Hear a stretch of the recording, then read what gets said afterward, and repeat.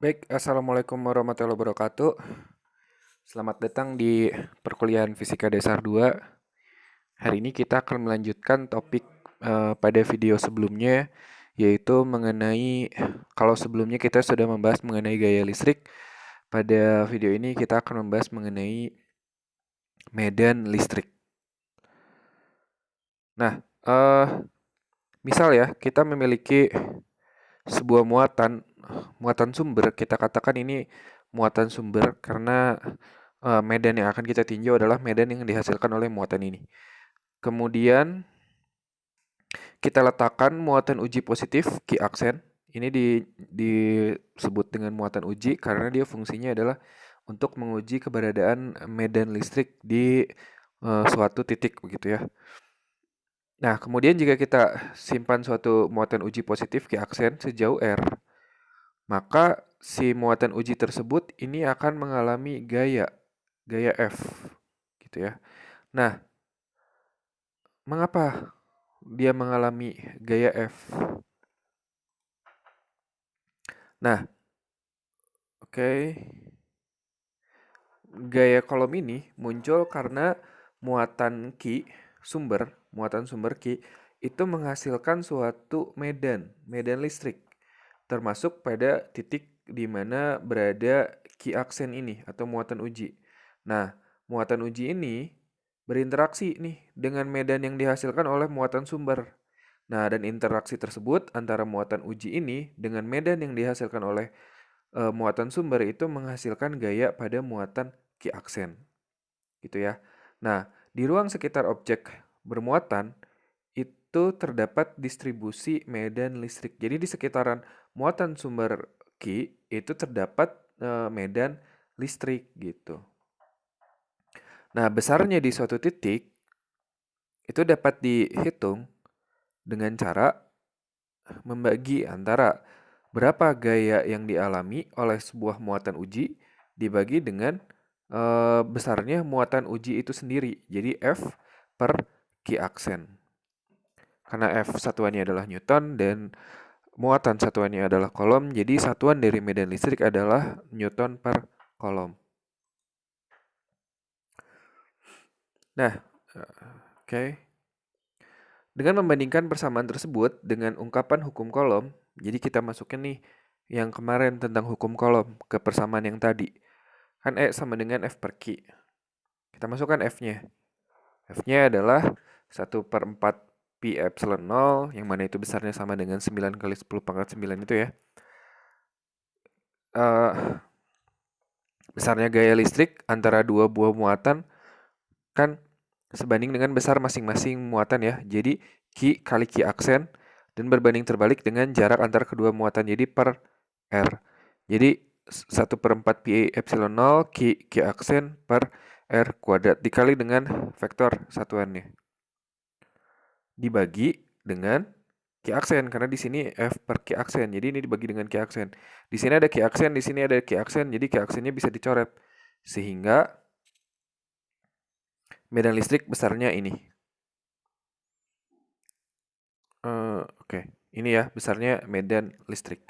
E sama dengan 1/4 pi epsilon 0 Q yang dimaksud adalah muatan sumber per R kuadrat dikali dengan vektor satuan. Nah, jika kita hanya ingin menghitung ininya aja, besarnya secara skalar aja, maka yang ini aja ya, nggak ada vektor satuannya. Ini untuk menghitung medan secara skalar. Nah, bagaimana dengan arahnya? Oke, nanti kita akan bahas mengenai arahnya. Nah, jadi kalau ada sebuah muatan sumber positif, medan itu arahnya keluar dari dia. Jadi menjauhi dari si muatan sumber itu sendiri kalau dia positif. Nah, medan listrik itu sama dengan gaya kolom pada muatan per sebesar satu kolom gitu ya. Arah medan listrik itu searah dengan gaya yang bekerja pada muatan uji positif. Jadi begini misalkan. Oke, kita perbesar gambarnya nih. Misal, ini ada sebuah muatan positif ya. Ini ada sebuah muatan positif. Kemudian kalau kita beri sebuah muatan uji di sini, maka muatan uji di sini, muatan ujinya misalkan positif ya. Kalau kita beri muatan uji positif di sini, karena ini positif, muatan uji positif, maka dia akan mengalami gaya tolak menolak. Kalau tolak menolak, berarti gayanya dia ke kanan kan? Kalau dari sini, berarti ke kanan nih. Nah, berarti arah medan di sini oleh muatan sumber ini adalah ya ke kanan gitu. Jadi searah dengan apa? Dengan gaya yang bekerja pada muatan uji yang positif ya. Misal kalau muatan sumbernya adalah negatif, berarti ini muatan ujinya positif. Nah, berarti si muatan uji ini kan bakal tertarik karena beda tanda, ini positif, ini negatif. Berarti nanti arah medan listriknya itu adalah ya ke situ juga ke kiri gitu. Jadi menuju si muatan sumbernya kalau misalkan muatan sumbernya adalah negatif. Jadi begitu ya. Jadi arah medan listrik itu searah dengan gaya yang bekerja pada muatan uji yang positif. Nah, besarnya medan listrik itu tidak bergantung pada besarnya muatan uji. Jadi bisa dilihat dari persamaan sebelumnya ya. Jadi hanya bergantung pada Ki sumber aja. Hanya bergantung pada muatan sumber. Jadi arahnya itu menjauhi pada muatan positif dan mendekati pada muatan negatif ya. Seperti yang tadi sudah dijelaskan. Jadi kalau misalkan muatannya adalah positif, maka dia keluar dari dia. Kalau misalkan negatif, maka dia masuk ke dia arah medan listriknya. Oh ya, satu lagi bahwa kerapatan dari si garis-garis gaya listrik ini disebut dengan garis-garis gaya listrik ya. Kerapatan dari garis-garis gaya listrik ini itu menggambarkan kuatnya medan listrik di suatu area. Semakin rapat garis-garis medan listriknya, maka kuat medan listriknya itu semakin kuat. Ini disebut dengan garis-garis medan listrik atau juga bisa juga disebut garis-garis gaya listrik ya.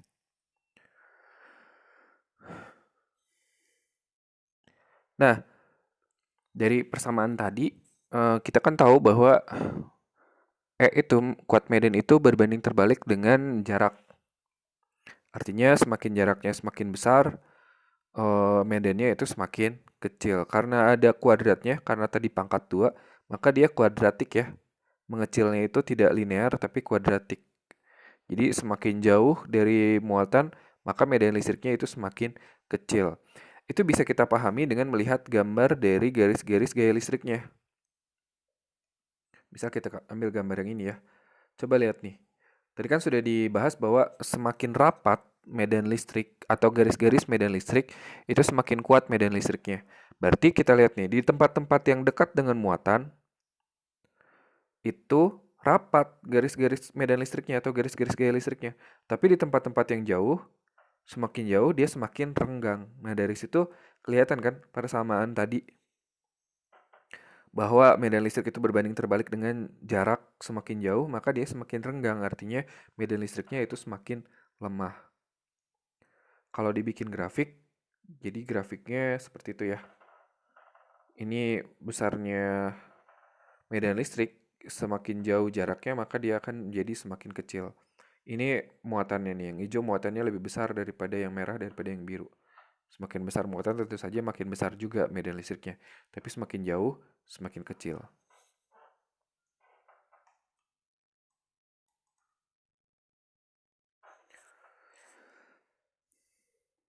Nah, mari kita bahas satu contoh soal ceritanya sebuah muatan 10 mikrokolom ya, berada pada titik 1,1 atau kalau kita gambarkan dia ada di situ. 10 mikrokolom titik 1,1. Misalkan koordinatnya dalam satuan meter. Tentukan medan listrik pada titik P, yaitu pada titik 9,7. Berarti X-nya 9, Y-nya 7. Berarti sekitar di situ. Berapakah medan listrik pada titik P? Nah, uh, kita tentukan dulu posisi muatan sumber ya dan posisi titik P yang ditanyakan. Muatan sumber posisinya ada di 1,1, jadi 1I plus 1J. Sedangkan muatan posisi titik P yang ditanyakan itu 9,7, berarti 9I plus 7J. Nah, posisi relatif P terhadap Q1 itu tinggal dikurangi saja. Posisi P dikurangi posisi 1. Jadi RP dikurangi R1. RP tadi 9I plus 7J dikurangi 1I plus 1J. 9 dikurang 1, 8, 7 dikurang 1, 6. Jadinya posisi relatif P terhadap Q1 itu adalah 8I plus 6J. 8I plus 6J, 8 positif, 6 positif. Berarti posisi P dari Q1 ini berarti ke kanan dan ke atas gitu. Kalau digambarkan jadinya begitu tuh. Ini adalah posisi relatif P terhadap Q1. Nanti kalau ditanya berapa posisi relatif Q1 terhadap P, berarti sebaliknya arahnya itu ke bawah. Gitu ya. Nah, sedangkan jarak skalarnya ya dari sini ke sini bisa kita hitung dengan menggunakan akar 8 kuadrat tambah 6 kuadrat. 8 kuadrat 64, 6 kuadrat 36. 64 ditambah 36, 100. 100 diakarin, itu adalah 10 meter. Oke. Nah, kemudian kita hitung atau kita tentukan yang namanya vektor satuan. Vektor satuan itu berarti kan posisi relatif dibagi dengan besar skalarnya ya. Jadi 8I plus 6J dibagi dengan skalarnya tadi adalah 10. Jadi 8 per 10 itu sama dengan 4 per 5, dan 6 per 10 itu sama dengan 3 per 5. Jadi 4 per 5I, 3 per 5J. Setelah itu kita masukkan ke persamaan medan. 1 per 4 pi epsilon 0, Q1 itu adalah muatan sumbernya. Muatan sumber ini. Kemudian per R kuadrat itu adalah jaraknya, tadi skalarnya berapa, dikali dengan vektor satuan. 1 per 4 pi N0 itu adalah 9 kali 10 pangkat 9. Muatannya adalah 10 mikro kan tadi ya, 10 mikro. Mikro itu adalah 10 pangkat min 6. Jadi 10 kali 10 pangkat min 6. Per, ini tadi berapa? Ini tadi 10 ya harusnya ya, bukan 5, ini salah. Ini 10 nih. 10 kuadrat harusnya. Jadi ini salah. Berarti nanti perhitungannya juga salah ya. Pokoknya ini 10 kuadrat ya. Jadi 9 kali 10 pangkat 9 kali 10 kali 10 pangkat min 6 kali 10 kuadrat. Jadi dapat ini salah nih hasilnya. Harusnya ini bukan 3,6. Ya, harus dihitung dulu ya. Berarti harusnya itu dia sekitar 0,9 ya. 0,9 kali 10 pangkat 3 ini harusnya. Ini 0,9 kali 10 pangkat 3 karena R-nya tadi bukan 5 tapi ini adalah 10. Ya, ini salah di sini nih. Oke, kemudian nanti kalau udah dapet itu kan 0,9 ya kali 10 pangkat 3 berarti 900. 900 kali 4 per 5, kemudian 900 kali 3 per 5. Nanti dimasukkan ke persamaan ini. Ini salah angkanya ya. Ini bukan 3600, ini bukan 2880, ini juga bukan 2160. Jadi ini harusnya 900 kali 4 per 5, 900 kali 3 per 5. Dapatlah angka-angka di bawah ini. Nanti dihitung kembali aja. Nah, tapi tetap sih arahnya positif I dan positif J. Jadi tetap ke sana dan ke sana. Ke X positif dan ke Y positif. Jadi arahnya tetap ke situ ya. Nah, bagaimana jika medannya itu oleh berbagai muatan? Jika kita memiliki beberapa muatan, medan resultan pada suatu titik itu adalah penggabungan atau penjumlahan atau resultan. Resultan vektor dari medan listrik oleh berbagai muatan, masing-masing muatan listrik tersebut. Misal di gambar ini kita punya dua muatan, satu bermuatan negatif, satu bermuatan positif. Tadi sudah dibahas ya arah medan listrik itu di suatu titik. Kalau muatan sumbernya negatif, maka dia menuju muatan sumber. Kalau muatan sumbernya adalah positif, maka dia menjauhi muatan sumber. Jadi karena muatan negatif, ada medan listrik, kita sebut dia E1. itu menuju Q1, kemudian karena muatan listrik Q2 yang positif, karena dia positif berarti harusnya menjauhi. Berarti bakal ada medan listrik yang arahnya menjauhi muatan Q2 tersebut. Nah, medan total itu tinggal dijumlah. E sama dengan E1 ditambah E2. Kalau di gambar, jumlahnya menggunakan menggunakan penjumlahan vektor ya, menggunakan penjumlahan vektor sehingga dapatlah yang ini. Ini menggunakan metode jejar genjang. Nah, dapatlah E itu besarnya adalah E1 ditambah E2, tapi nggak langsung dijumlah ya, penjumlahan yang dimaksud adalah penjumlahan vektor. Kita lihat satu contoh soal misal. Misalkan andaikan terdapat dua buah muatan listrik masing-masing Q1 itu yang ada di pusat koordinat, berarti 0,0 ya koordinatnya. Itu 2 nano kolom. Nano itu artinya adalah 10 pangkat min 9. Jadi kalau 2 nano artinya 2 kali 10 pangkat min 9 kolom. Dan Q2 besarnya adalah min 5 nano kolom. Artinya 5 kali 10 pangkat min 9. Nah, muatan pertama berada di pusat koordinat atau 0,0. Muatan kedua ada di 0,8 meter ya. Kan ini 0,4. Berarti sumbu X-nya itu adalah 0,8 meter. Atau 80 cm gitu ya. Atau kita langsung aja ke meter. 0,8 Y-nya karena dia ada di sumbu X berarti Y-nya dia tetap 0. Jadi 0,8,0 ini kalau dibikin ke meter. Pertanyaannya adalah berapa kuat medan listrik dan arahnya di titik tepat di antara dua muatan tersebut di sini ya. Arahnya bisa kita tebak sih. Ini kan positif ya. Positif berarti S1 itu arahnya menjauhi yang positif, berarti ke kanan. Ini Q2 negatif, berarti arahnya di titik sini itu mendekati Q2 ke kanan juga. Jadi S1 ke kanan, E2 ke kanan. Kalau dijumlah pasti totalnya juga ke kanan. Sebenarnya kalau arahnya sih udah ketebak. Berarti nanti bakal ke sumbu X positif. Atau I-nya positif. Dan Y-nya pasti 0. Atau J-nya pasti 0 nanti. Karena kan nggak ada ke atas, nggak ada ke bawah nih. Jadi nanti hasilnya itu pasti hanya di komponen I aja. Atau komponen sumbu X aja. Kita lihat ya. Misal, gambarnya udah ada nih. Pertama kita tentukan dulu besar medan oleh muatan 1 atau S1. Sama seperti tadi ya, tentukan posisi muatan 1 karena dia ada di pusat koordinat, jadi 0I plus 0J. Tentukan posisi titik P yang ditanyakan di sini nih. X-nya adalah 0,4, Y-nya 0. Ya kan? Jadi posisi P ini adalah 0,4I plus 0J. Nah, berarti posisi relatif titik P ini terhadap Q1 itu tinggal dikurang. Posisi dia dikurang posisi Q1. Jadinya RP dikurang R1, yaitu 0,4I plus 0J dikurang 0I plus 0J. 0,4 dikurang 0 ya 0,4 gitu ya. 0 dikurang 0 ya 0.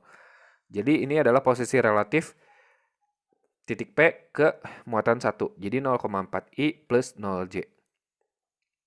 Nah, sekarang jaraknya. Sebenarnya jaraknya udah ada di gambar nih. Dari sini ke sini ya udah ada sebenarnya 0,4. Nggak dihitung juga nggak apa-apa. Tapi misalkan kita ingin menggunakan prosedurnya ya. Jadi jaraknya ya tinggal diakarin tuh. Tinggal diakarin 0,4 kuadrat tambah 0 kuadrat. Nanti 0,4 kuadrat itu jadinya 0,16. Diakarin jadi 0,4 lagi tetap. Ya walaupun di sini juga udah ada kan 0,4. Kemudian kita hitung vektor satuannya.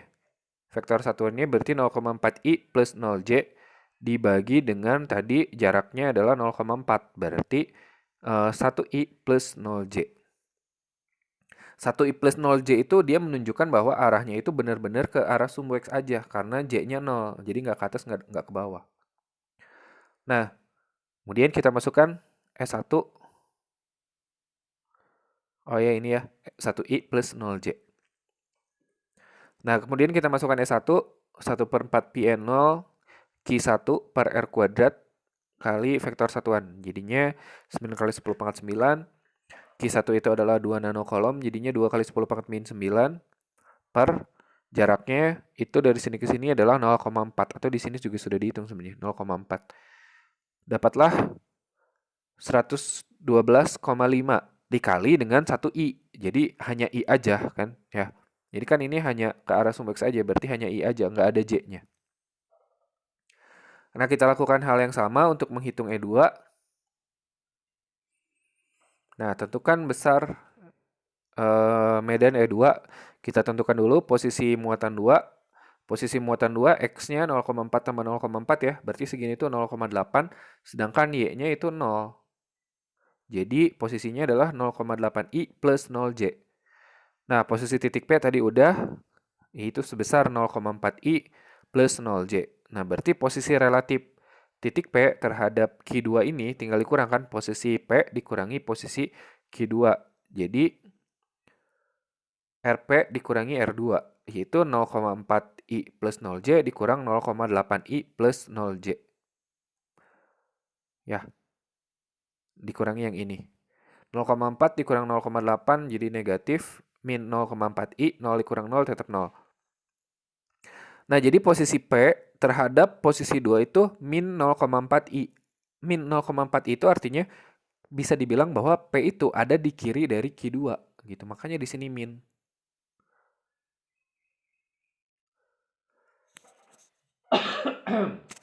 Makanya di sini adalah min.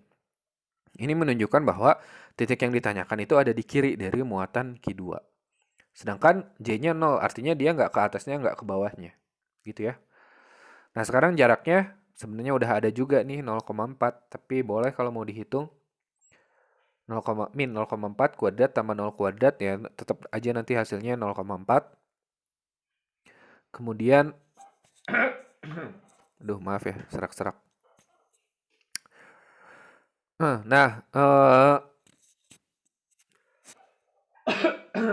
nah dihitung vektor satuannya. Jadi min 0,4i plus 0j dibagi dengan 0,4. Jadi hasilnya adalah min 1i aja. J-nya 0. Kemudian kalau kita hitung E-nya 1/4 pi epsilon 0 kali Q2 per R kuadrat, jadinya 9 kali 10 pangkat 9 kali Q2-nya tadi min ya, negatif ya. Min 5 kali 10 pangkat 9 kali vektor satuannya adalah min 1i aja. Min kali min jadinya plus. Ini kalau dikali semua hasilnya adalah 281,25 I Newton. Artinya dia E2 itu ke arah sumbu X aja. Oh, ini bukan Newton ya. Sorry. Ini bukan Newton. Ini harusnya adalah Newton per kolom. Ini Newton per kolom. Yang tadi juga sama. Harusnya adalah Newton per kolom. Nah, kemudian kita hitung kuat medan total. Itu tinggal ditambah. E1 tambah E2. Berarti 112,5 I ditambah 2. Ini nggak min ya. Ini nggak min. Tambah 281,25 I. Ini salah, nggak min. Jadinya adalah 393,75 plus ya. Jadinya plus berarti nanti hasilnya adalah ke kanan. Begitu.